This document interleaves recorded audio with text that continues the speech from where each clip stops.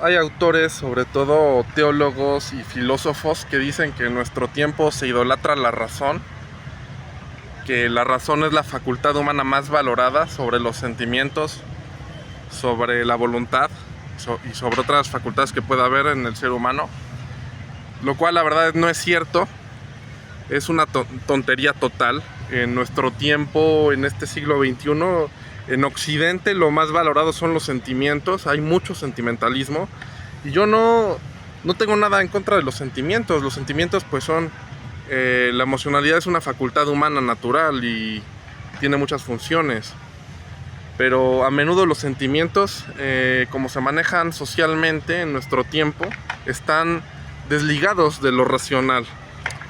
Entonces, para hablar de la racionalidad con propiedad es preciso siempre pensar en la racionalidad griega, que es así, era una sociedad racional.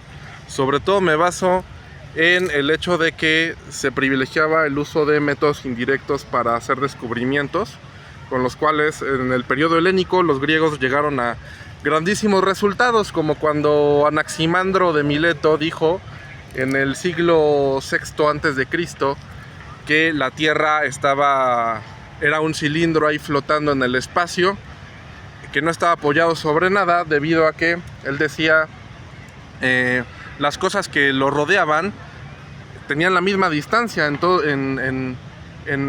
su contorno. Entonces, como no tenía razones la Tierra de inclinarse a un lado o hacia otro, porque todas las cosas que la rodeaban se encontraban a la misma distancia, entonces por eso estaba flotando en el espacio.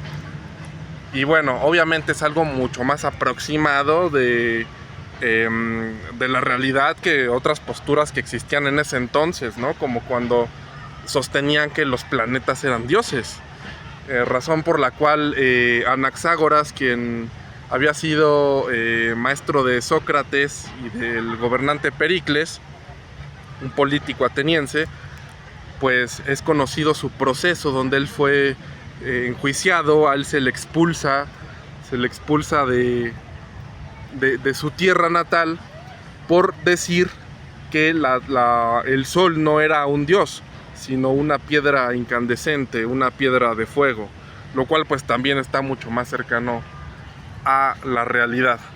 Entonces eran los métodos indirectos los que se privilegiaban en ese entonces, porque ellos no tenían, los griegos, pues instrumentos de medición, naves espaciales, no habían salido al espacio, y sin embargo así llegaron a resultados asombrosos.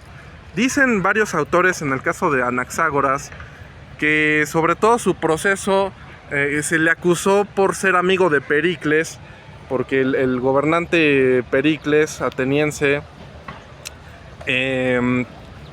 desde luego que tenía muchos enemigos, este gobernante que gracias al cual florecieron tanto las artes y las ciencias y la filosofía en Atenas en el siglo V antes de Cristo.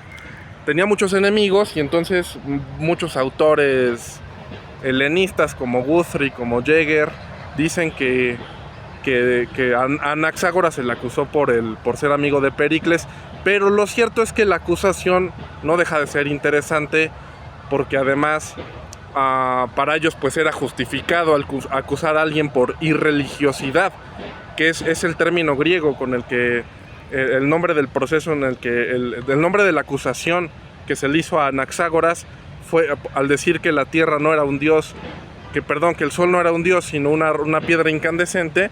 El término es asebeia, cuya mejor traducción a mí me parece en español es irreligiosidad.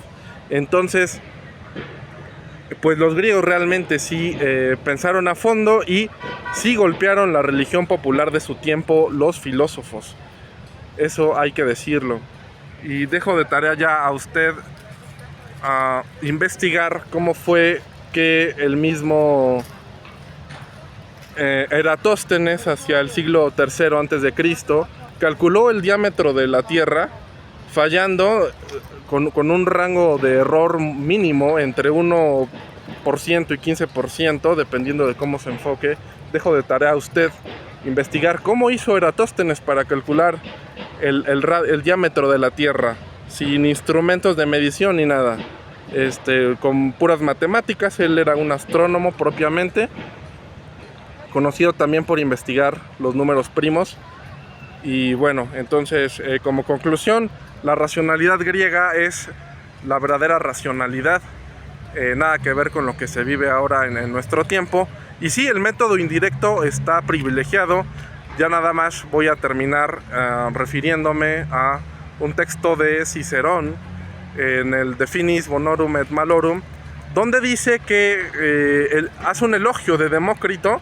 Dice que Demócrito era un sabio porque sabía geometría, y entonces él entendía, a diferencia de Lucrecio, que era un ignorante de la geometría, él entendía, Demócrito, que el Sol es gigantesco, aunque desde la Tierra se ve pequeño, porque para Lucrecio, dice Cicerón, el Sol tiene el tamaño que aparenta o con el que se percibe desde la Tierra, o sea que el Sol es chiquitito.